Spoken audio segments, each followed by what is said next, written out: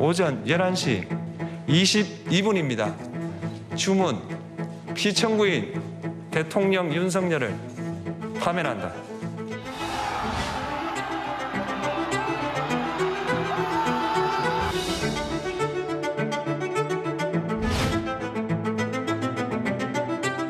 다음 정부가 차질 없이 출범할 수 있도록 자기 대통령 선거 관리에 최선을 다하겠습니다.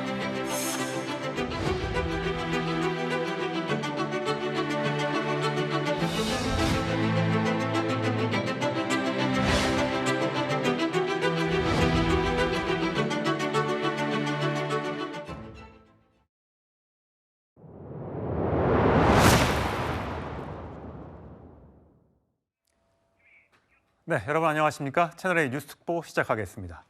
윤석열 대통령이 오늘 파면됐습니다. 헌법재판관 8대0 만장일치였습니다. 대통령을 파면해서 얻는 헌법 수호의 이익이 파면에 따르는 국가적 손실을 압도할 정도로 크다는 이유였습니다. 이제 관심은 앞으로 2달 안에 치러질 대통령 선거에 모아집니다.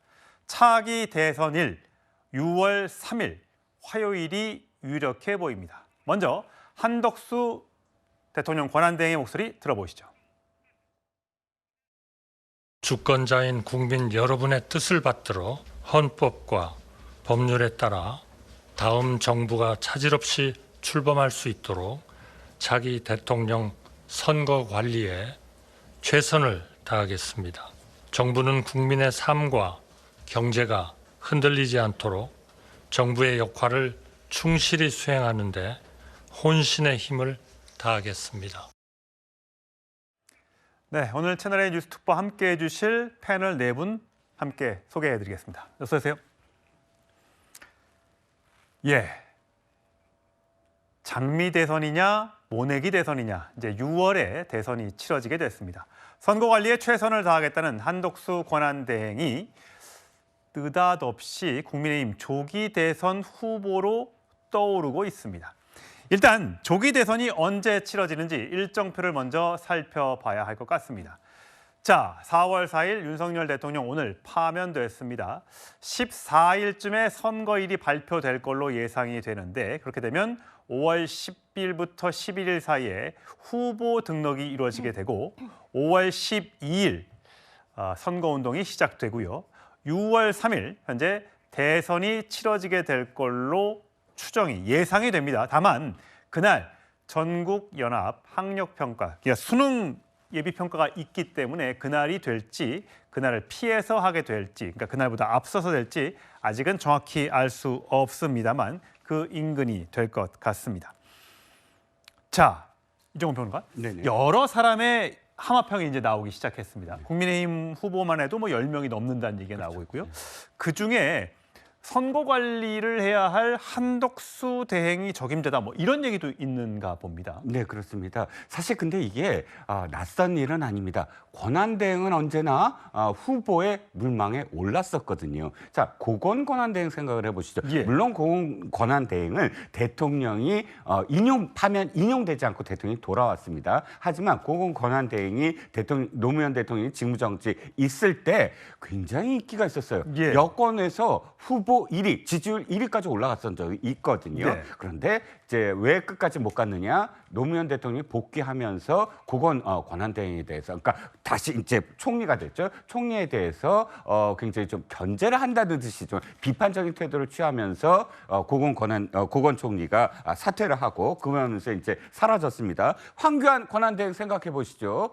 박근혜 대통령이 인용되자마자 황교안 권한대행이 고민을 했어요. 내가 그만두고 대통령 후보로 나설 것인가, 아니면 권한대행을 계속할 것인가. 그때도 그랬고요. 이번도 마찬가지입니다. 이유는 한 가지입니다. 일단 탄핵을 받는다는 건 어쨌든 정치인에 대해서 좀 더 비판적인 어떤 시각으로 바라보게 되는데, 권한대행은 대개는 행정가 출신들이거든요. 안정적이고 유능해 보인다. 그러니까 그 직전까지 갖고 있었던 대통령에 대한 어떤 뭐랄까 원망, 비판 이런 것들이 권한대행을 바라보면 훨씬 안정적이네, 훨씬 유능하네 이렇게 보이거든요. 이게 지속될지는 모르지만 그러나 어쨌든 역대 권한대행은 언제나 물망에 올랐다는 점을 보면 이번에도 끝까지 갈지는 모르지만 어쨌든 한덕수 총리에 대해서 괜찮아 보이네라는 시각으로 바라보는 사람이 늘어났다는 겁니다. 예, 어쨌든 친윤도 친한도 아닌 중립지대에 있다. 관세 폭탄을 막을 그러니까 트럼프 미국 대통령과 겨룰 수 있는 통상 전문가다.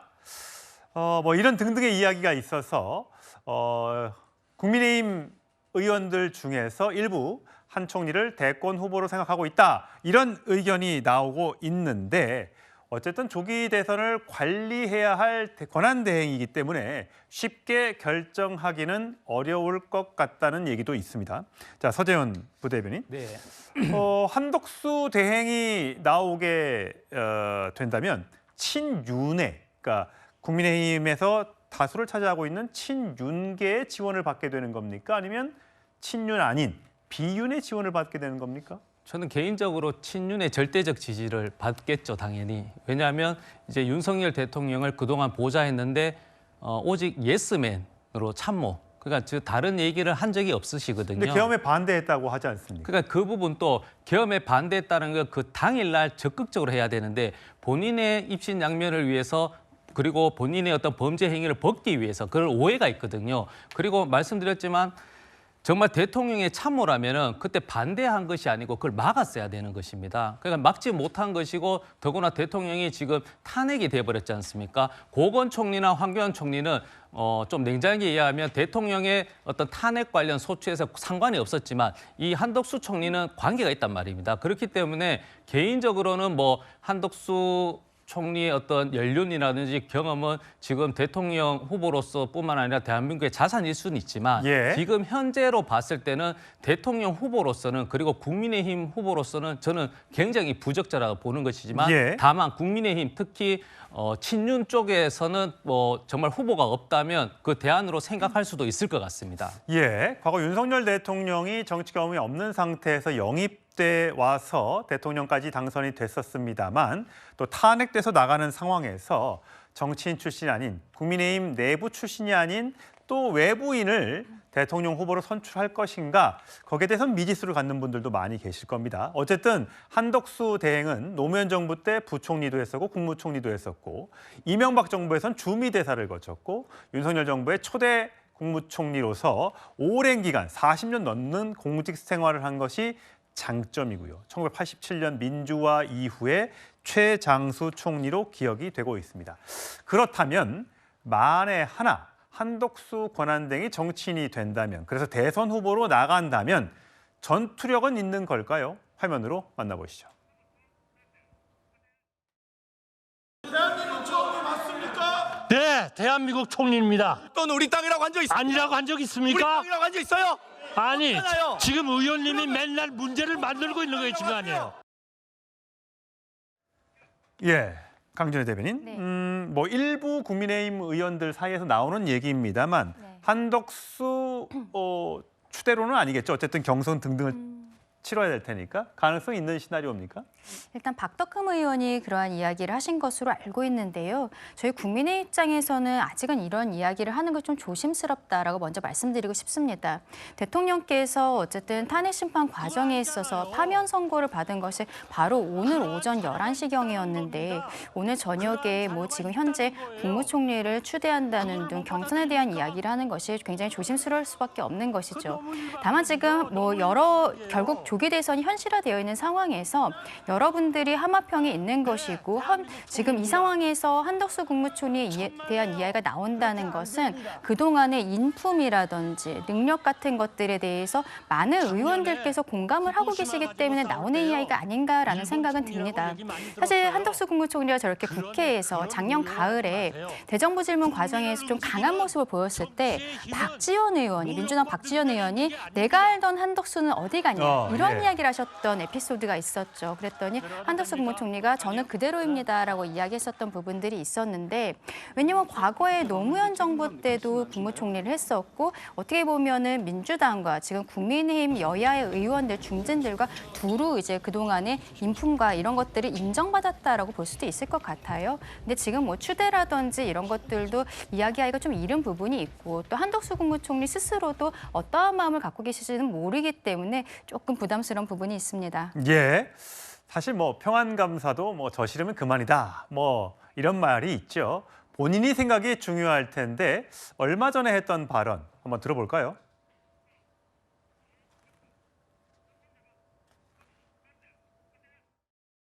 국가의 안위와 국민의 일상에 한치 흔들림이 없도록 안정된 국정 운영에 전력을 다하는 것을 제 마지막 소임이라고 생각하고 있습니다.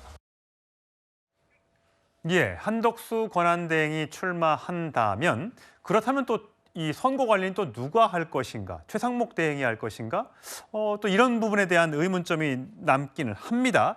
그래도 만약에 누군가가 추천을 해준다면 사람 마음이라는 게 또 나가고 싶은 마음이 생기지 않을까라는 얘기도 있습니다. 그렇다면 한덕수 대행이 출마를 만에 하나 하게 된다면 어떤 캐치프레이즈를 들고 나올까요? 지금 많은 국민의힘 의원들, 대선 출마 후보자들의 경우에 이 얘기를 많이 하죠. 자, 4년 중임제로 개헌하고 임기를 3년으로 단축해서 2028년 총선과 대선을 함께 치른다. 여기에 동의하는 국민의힘 후보들이 많은 걸로 알고 있습니다. 자, 장윤미 변호사. 혹시 한덕수 총리도 출마하게 되면 다른 국민의힘 후보들과 마찬가지로 개헌을 혹시 들고 나올 가능성 있을까요? 저는 개인적으로는 마지막 소임이라고 이야기했던 본인의 공직의 마지막은 일단 그 지금 시점이라는 게 진심일 거라는 생각이 일단 들고요. 그런데 그럼에도 불구하고 출마 가능성, 뭐 정치는 움직이는 것이기도 하고 생물이라고 표현되기도 하기 때문에 만약에 한다면 개헌론을 가지고 나올 겁니다. 그런데 개헌을 가지고 나오는 그 의도랄까요? 정치적인 저의랄까요? 이런 부분이 사실상 본인들의 대통령 당선 가능성이 매우 낮으니까 임기를 단축하고 개헌을 받아들여서 대선 총선 스케줄을 맞추라는 부분. 이 부분 어떻게 보면은 현실화되기가 어렵고 만에 하나 대선의 유력 주자가 임기를 3년만 한다라고 하면 임기 1년 차에 바로 레임덕입니다. 실제로. 그런 부분과 관련해서 사실상 어떻게 보면은 책임지지 않는 지위에 있기 때문에 이렇게 개헌론을 꺼내는 것으로 국민들이 읽을 수도 있어서 물론 뭐 한덕수 총리뿐만 아니라 지금 이미 이제 한동훈 전 대표 같은 경우에는 그 카드를 꺼내 들고 있어서 그 부분에 대한 평가는 유권자들이 정확히 내리실 거라고 생각합니다. 예,